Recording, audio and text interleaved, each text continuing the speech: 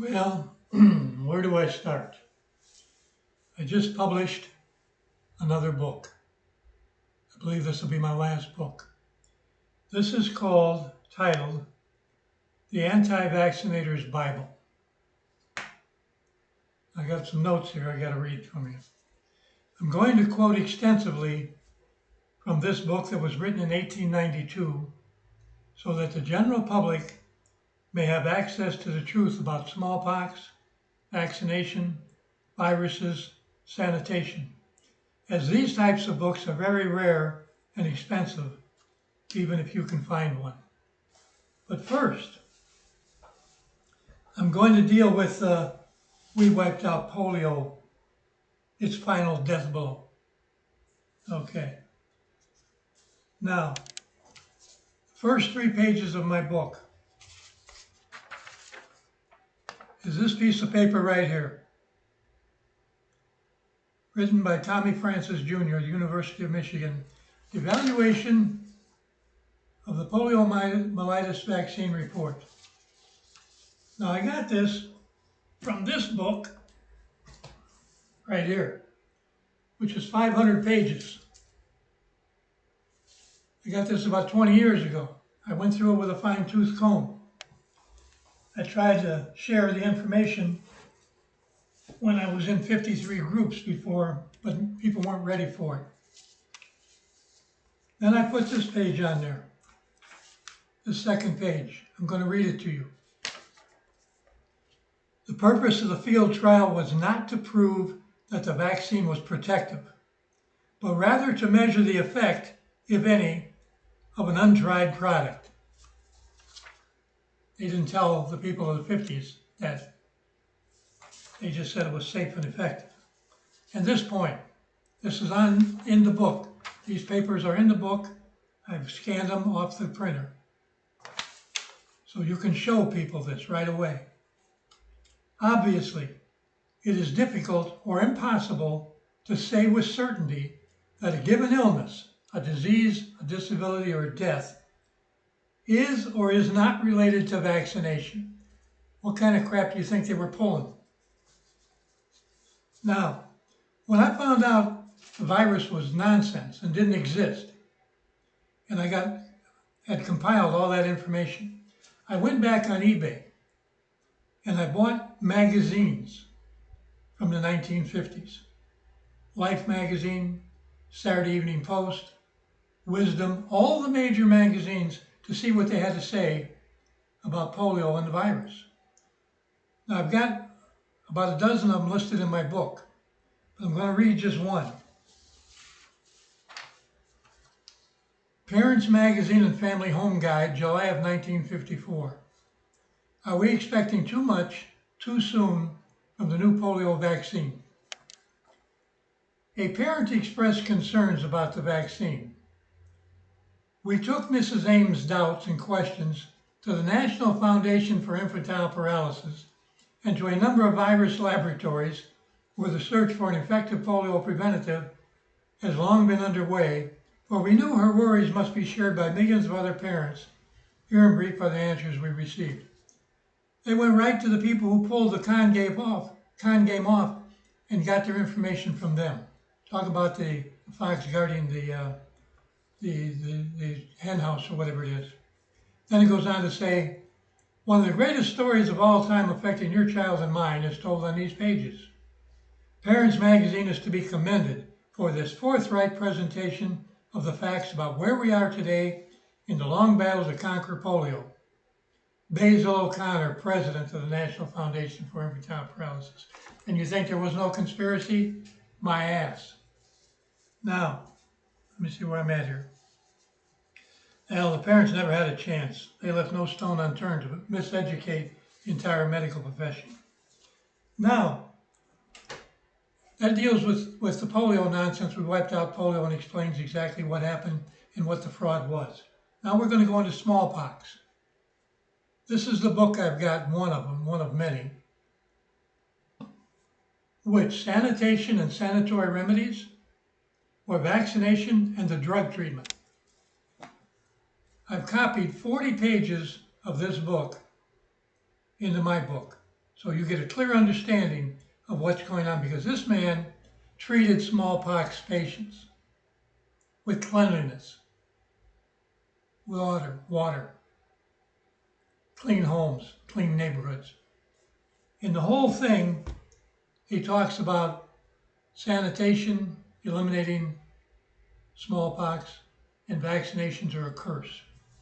Also, I've thrown in another book from 1893, What About Vaccination? 3 pages on that. Vaccination in Lockjaw, 1895, 2 pages on that. Lockjaw was actually caused by vaccinations along with many other diseases. The Recrudescence of Leprosy, 1893, 3 pages.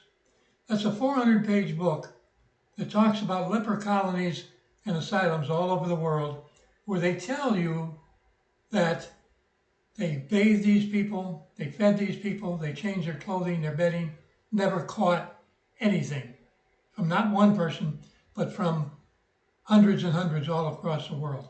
You know, after I read that book, I thought, where in the world did I get the idea that leprosy was contagious? Then it dawned on me. When I was a kid, I watched a movie, Leave It Up to Hollywood. Then I've got Leicester Sanitation versus Vaccination, 1912, 2 pages on that. Vaccination Tracts, 1892, 16 pages.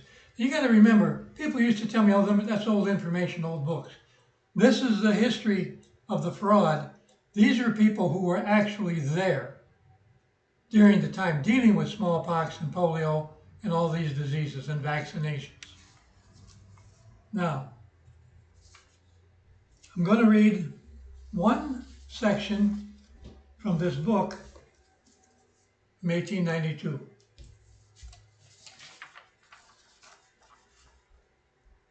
The next is from a pamphlet written at intervals between my daily visits among smallpox patients, the living, the dying, and the dead. I did my best to catch the smallpox, but it avoided me from first to last. So it's like what Florence Nightingale said too. Epidemics, and in fact, all zymotic diseases may be said to be filth diseases. There is no exception to that rule. Whom do they attack? The unclean. What neighborhoods do they visit? The filthiest. What towns do they select? Those where sanitary conditions are the most neglected.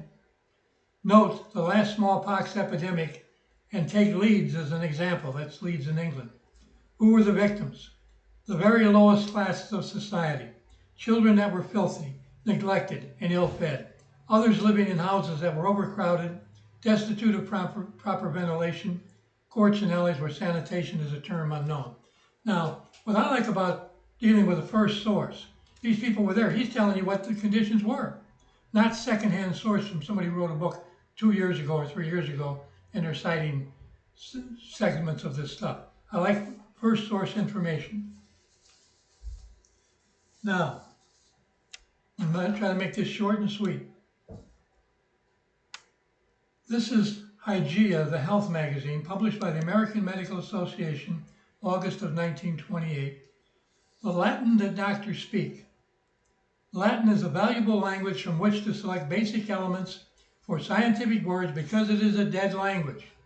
For this reason, the basic meanings of Latin words are fixed forever. There are no living tongues to alter those meanings or vary them in any way. The only possible meanings of Latin words or roots are those that occurred in accepted Latin literature. Except Tommy Rivers gave life to the virus, because the word virus is from Latin and means poison, like in snake venom. You read all about Tommy Rivers and these con artists in my book. Now, the first part of that on the polio, the evaluation report, that's worth 1,000 times the cost of this book, believe me. But this next part of the book, the end part of the book, is worth 1,000,000 times the cost of the book, because I've got Experimental Epidemic Poliomyelitis in Monkeys by Simon Flexner and Paul Lewis, 1910. You Google Experimental Epidemic Poliomyelitis in Monkeys by Flexner, and you'll read his actual words, his transcript of what he did, and it was sick. I've got Concerning A contagium vivium flutum as cause of the spot disease of tobacco leaves by Martinez Bejernik, 1897. I've got the actual report. You read it and find out what the fraud he was. The susceptibility of swine to the virus of human influenza. Thomas Francis Jr., the guy that pulled off the evaluation report and defrauded the entire world, 1936. Filterable Viruses, a Critical Review by T.M. Rivers, 1927. I have that actual book. I got it on eBay.